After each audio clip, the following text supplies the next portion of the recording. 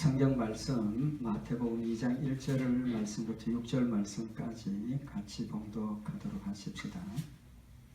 헤로도 한 때에 예수께서 유대 베들레헴에서 나시니 동방에서부터 박사들이 예루살렘에 이르러 말하되 유대인의 왕으로 나신 이가 어디 계시뇨? 우리가 동방에서 그의 별을 보고 그에게 경배하러 왔노라 하니 헤로도 왕과 온 예루살렘이 듣고 소동한지라. 왕이 모든 대제사장과 백성의 서기관들을 모아 그리스도가 어디서 나겠느냐 물으니 가로되 유대 베들레헴이오니 이는 선지자로 이렇게 기록된 바 또 유대 땅 베들레헴아 너는 유대 고을 중에 가장 작지 아니하도다. 내게서 한 다스리는 자가 나와서 내 백성 이스라엘의 목자가 되리라 하였음이니이다. 아멘. 오늘은 성탄절입니다. 예수님 탄생하심을 우리가 기억하고 또 감사하는 주일입니다. 우리 오늘 본문 말씀 잘 아시는 말씀이죠. 예수님의 탄생을 동방에 있는 박사들이 예루살렘까지 찾아와서 축하하고 또 경배한 내용입니다. 예수님의 탄생을 이 세상에 알린 사람들이 있죠. 몇 사람이 있습니까? 두 사람이 있습니다. 그죠? 오늘 본문 말씀에 나타나는 동방 박사들이 있고, 그 다음에 양을 치던 목자들, 양을 치는데 새벽에 하나님 천사를 보내서 알려주셔서 그들이 가서 예수님께 경배한 두 사람이 있습니다. 이 두 사람의 특징이 뭡니까? 같은 점은 예수님의 탄생을 이 세상에 알린 사람들입니다. 예수님 탄생을 알린 사람들입니다. 다른 점이 있죠. 뭐가 다릅니까? 직업이 다릅니까? 한 사람들은 별을 보고 오는 어떻게 보면 점성술사들, 동방에서 온 사람이고, 한 사람은 양을 치던 사람. 물론 그것도 다른 점이지만 제일 중요하게 다른 점이 뭡니까? 다 아시겠죠? 동방에서 온 박사들은 이스라엘 사람입니까? 아닙니까? 아니죠. 이방인입니다. 그죠? 이방인. 하나님을 모르는 사람들입니다. 더구나 그 시대는 우리가 짐작하건대 이스라엘 사람들 외에는 하나님을 알 수 있는 사람들이 없다라고 봐야 될 정도로 이방 사람들입니다. 근데 목자들은 누굽니까? 이스라엘 사람입니다. 그죠? 그런 관점에서 보면 이 동방 박사들이 예수님의 탄생을 축하하고 경배하러 왔는데 처음부터 그들이 알고 왔겠느냐는 겁니다. 알고 왔다는 것은 그들의 마음속에 하나님을 믿는 믿음이 있었고 또 예수님이 메시아로 탄생했다는 걸 알고 믿었다는 이야기죠. 좀 전에 말씀드린 것처럼 이 시절에 이방 사람으로서 하나님을 믿고 예수님을 믿고 경배하러 왔다. 이해하기 힘든 부분이 아닌가 저는 그렇게 생각을 합니다. 그렇지만 하나님께서 이 귀중한 최고의 복되고 소중한 소식을 하나님을 알지 못하는 사람, 또 하나님을 믿지 않는 사람, 예수를 믿지 않는 사람을 통해서 알렸겠느냐는 거죠. 아니겠죠. 분명히 그들 마음속에도 하나님을 믿었고 예수 그리스도를 믿는 믿음이 있었기 때문에 찾아왔고 경배했습니다. 그래서 오늘은 이 동방에서 온 박사들이 정말 하나님을 믿고 왔는가, 또 그들이 가지고 있었던 역할은 뭐 간단하죠. 이스라엘 나라 사람들에게 예수 그리스도의 탄생을 알리는 역할 뿐만 아니라 지금 우리에게도 예수님의 탄생을 알리는 아주 중요하고 귀한 역할을 한 겁니다. 그래서 오늘 그 부분에 대해서 말씀을 잠깐 상고를 하도록 하십시다. 예수님의 탄생은 이방인으로부터 이스라엘 나라로 전파가 되었습니다. 알려졌습니다. 또 예수님의 부활과 구속의 완성은 이스라엘 나라로부터 땅끝까지 전파가 된 거죠. 우리 잘 아시는 이야기지만 이 내용을 간단하게 말씀을 드리면 동방에 있던 박사들이 유대인의 왕으로 나신 이가 있다는 의미를 가진 별을 발견을 하게 되죠. 그래서 그 별을 보고 이스라엘까지 왔습니다. 유대인의 왕으로 나신 이를 경배하기 위해서 온 거죠. 왔는데 예루살렘까지 와서 그들을 인도하던 별이 어떻게 됐습니까? 갑자기 사라졌습니다. 그래서 이 사람들이 뭐 다 왔으니까 예루살렘에 들어가서 성에서 사람들 붙들고 물었습니다. 유대인의 왕으로 나신 이가 어디 있느냐? 우리 이방 멀리 동방에서부터 왔는데 왕으로 나신 이를 경배하기 위해서 왔다. 어디 있느냐? 우리 경배해야 되겠다.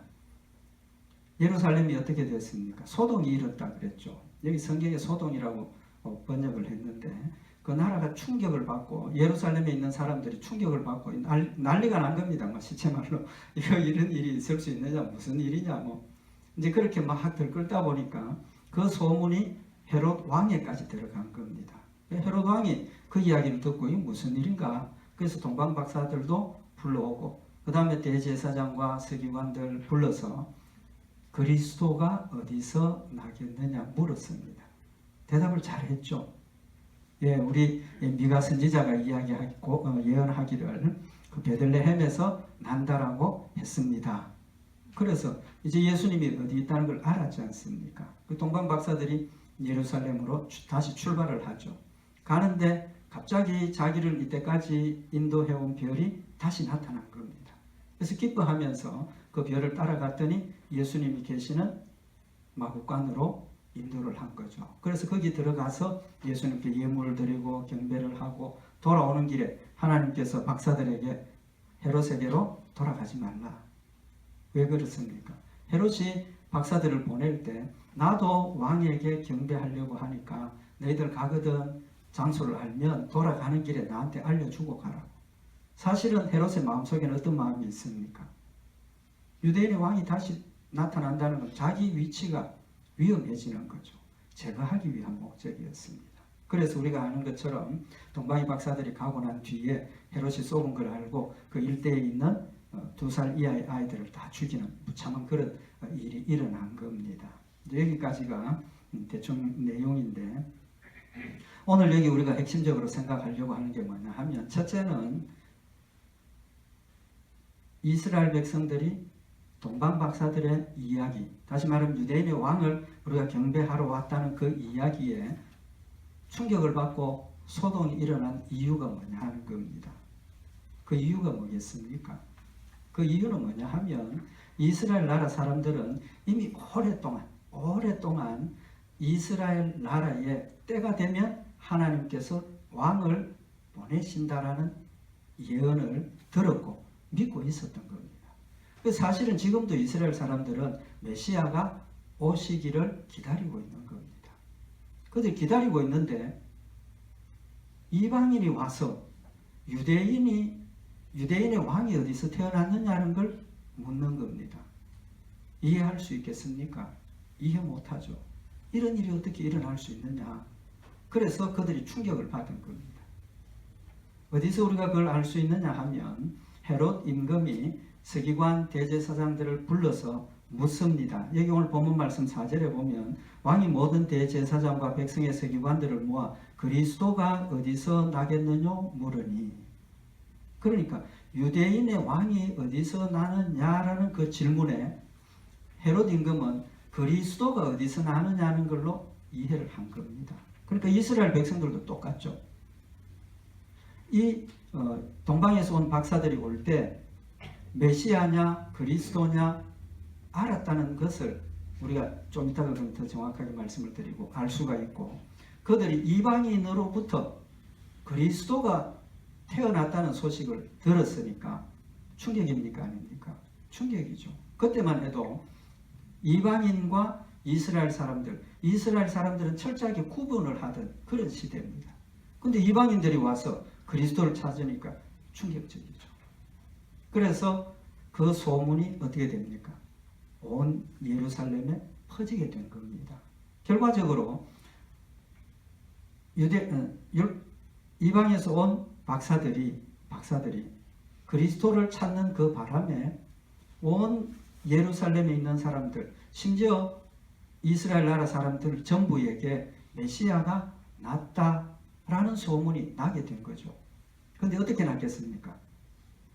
우리 이때까지 기다리고 있는데 우리 선지자들도 많고 예언자들도 있고 뭐 제사장들도 있고 하나님과 교제하고 교통하는 그런 사람들도 있는데 그런 사람들을 통해서가 아니고 전혀 낯선 이방 사람이 와서 왕을 찾았다는 겁니다. 충격이죠. 그래서 그 일을 통해서 하나님께서 이스라엘 사람들에게 메시아가 탄생했다는 사실을 알려주시는 겁니다. 알려주시는. 왜 그렇게 생각을 해야 하느냐 하면 우리가 이제 알고 있는 것처럼 동방 박사들이 예루살렘까지 온 것은 자기들 스스로 온 게 아니지 않습니까? 별이 그들 앞서 인도를 했습니다. 별 따라왔습니다. 근데 갑자기 별이 사라진 겁니다. 그러니까 동방 박사들 마음속에 어딜 가야 하는가 걱정이 생겼고 자신들의 목적을 이루기 위해서 이제 예루살렘이라는 곳에 왔으니까 그 나라 왕이 사는 곳에 왔으니까 뭐 누구 붙들고 이야기하면 알겠지 그런 생각이었겠죠. 이야기를 하고 아무도 모르는 겁니다. 그런 사실은 하나님께서 별이 갑자기 사라지게 만드신 거죠. 하나님 갑자기 별을 사라지게 만드신 겁니다. 그러니까 자연스럽게 동방에서 온 박사들이 예루살렘에 들어가서 유대인의 왕이 어디서 났느냐 우린 그를 위해서 경배하기 위해서 왔다 묻게 되는 거죠. 그래서 하나님께서 동방에 있는 그들에게 예수 그리스도의 탄생을 알려주시고 가서 경배하게 하시는 그런 역사를 통해서 이스라엘 사람들에게 예수 그리스도의 나심을 알리게 하는 그런 중요한 역할을 하게 하셨다는 사실을 우리가 알 수가 있습니다. 그러면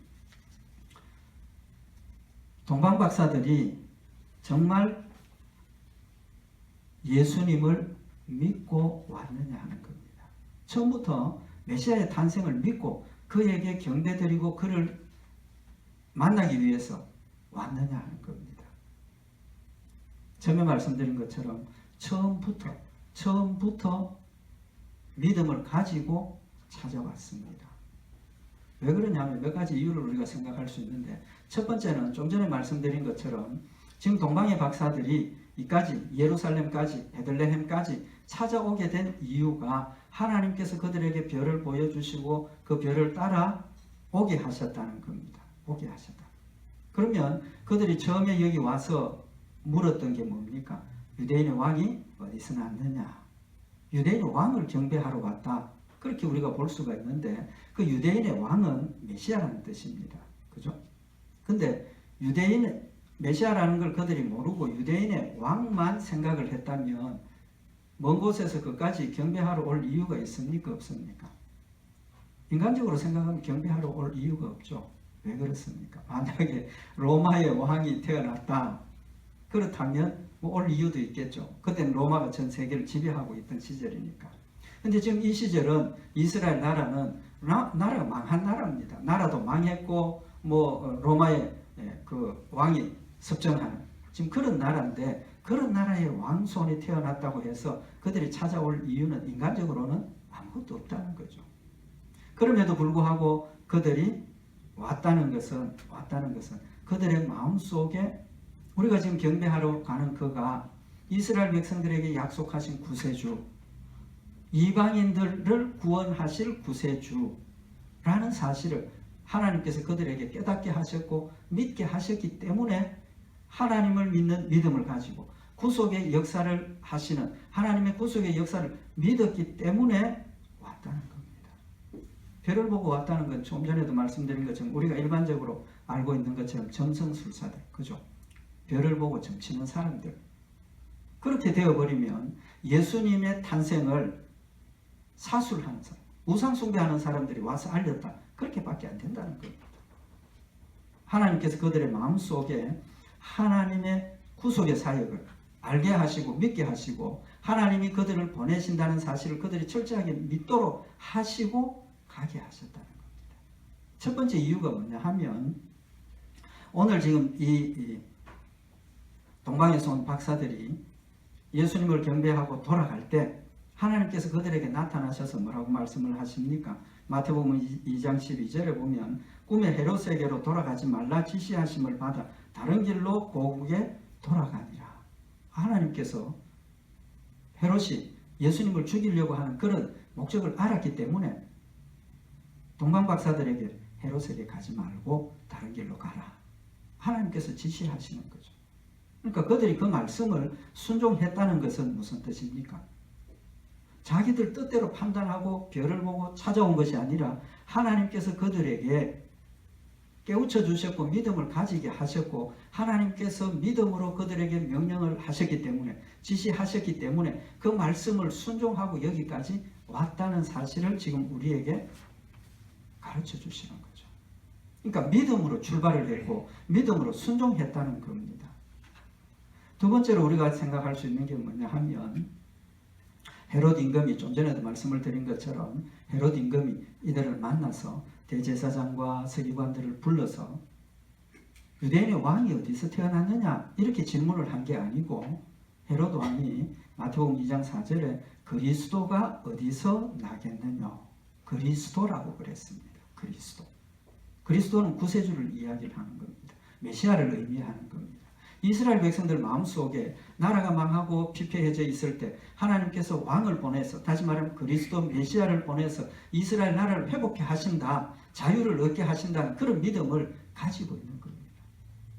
바로 이들이 유대인의 왕을 찾았지만 그냥 일반적인 세상적인 왕이 아니라 이들의 마음속에 그리스도 메시아임을 믿고 있었다는 사실을 알 수가 있죠. 그렇게 전달을 했기 때문에 헤롯 왕이 그리스도가 어디서 나겠느냐라고 묻는 겁니다. 그 다음에 또 한 가지 이유는 그들이 예루살렘을 떠나서 베들레헴으로 갈 때 갑자기 다시 별이 나타난 겁니다. 그때 이들이 보인 반응이 어떤 반응입니까? 오늘 여기 마태복음 2장 10절에 보면 저희가 별을 보고 가장 크게 기뻐하고 기뻐하더라. 다시 나타난 그 별을 보고 크게 기뻐하고 기뻐하더라. 최고로 기뻐했다는 걸 지금 밝히고 있는 겁니다. 왜 그런 기쁨이 생겼겠습니까? 단순히 자신들이 유다의 왕을 경배한다는 이상으로 하나님 주신 구속의 사역을 완성하실, 하나님 주신 구속의 사역을 짊어지실 메시아이신 예수 그리스도를 다시 우리가 만날 수 있다는 그 기쁨이 그들의 마음속에 충만했다는 사실을 우리에게 보여주고 있는 거죠.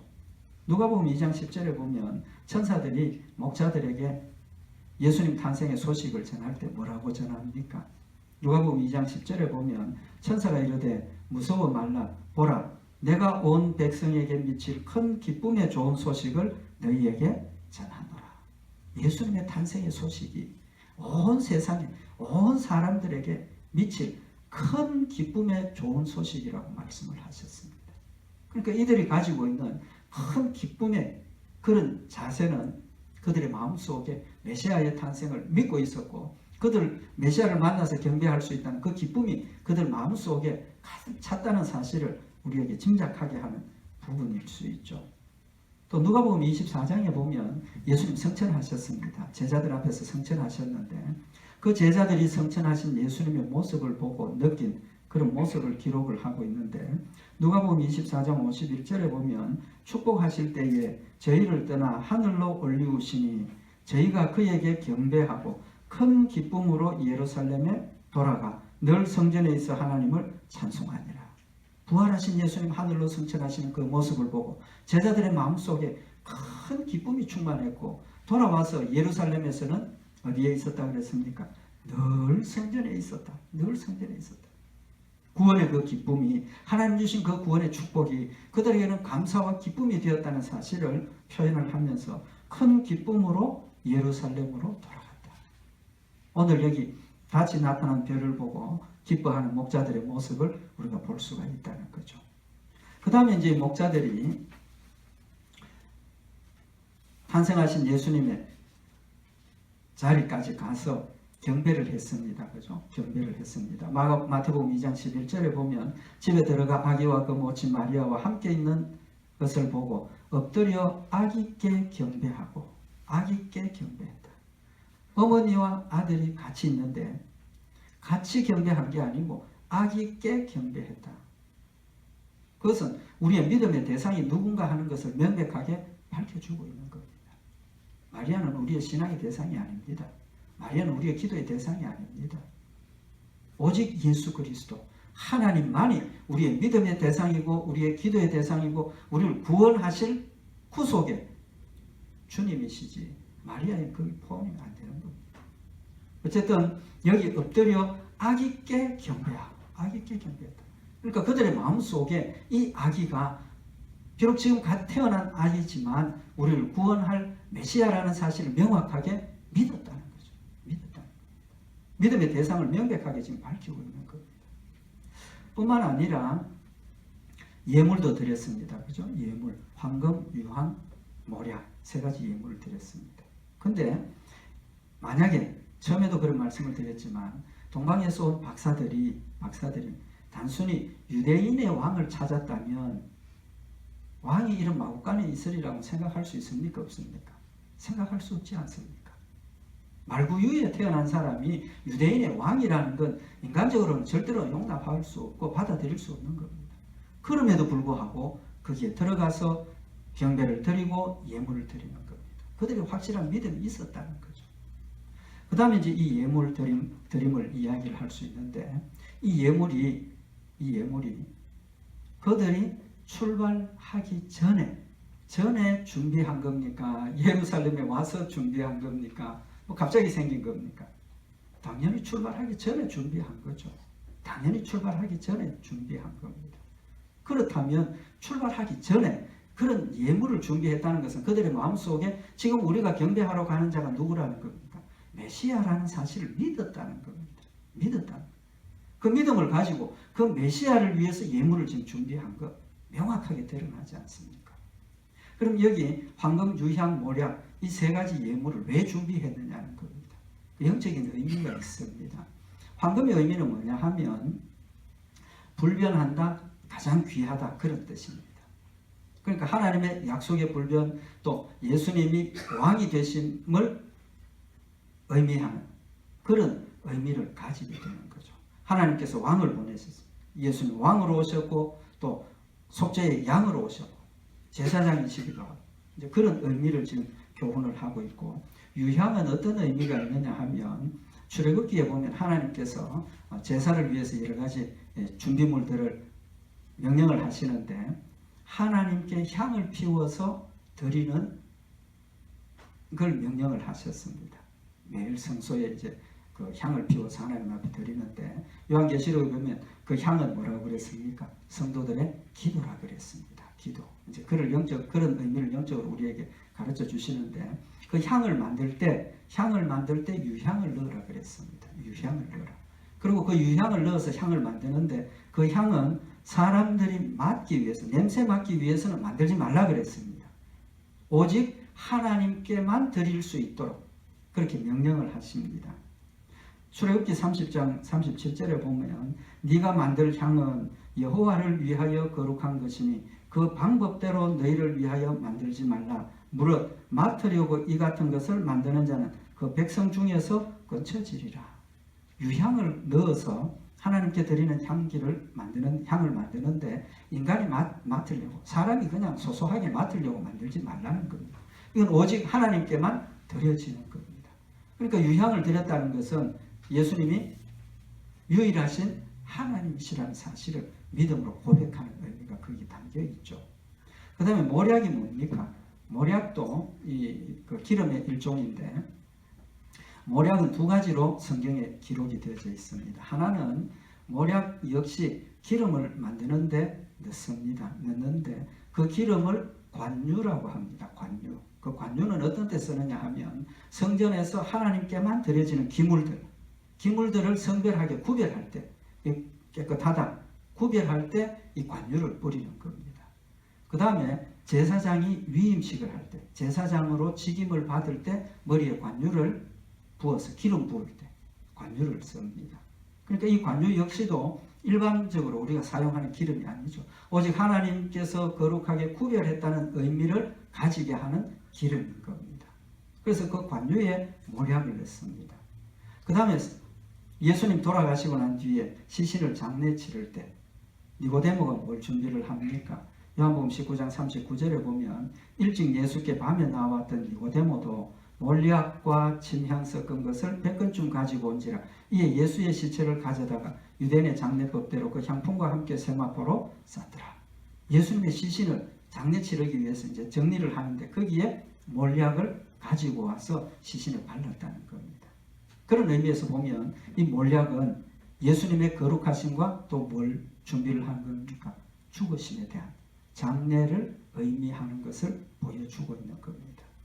그런 관점에서 보면 이 동방박사들이 이 세 가지 예물을 준비했다는 것은 그들의 마음속에 예수님이 누구라는 겁니까? 하나님이라는 사실을 명확하게 믿고 있었고 그가 메시아라는 사실을 확실하게 믿었기 때문에 그렇게 준비를 하고 온 겁니다.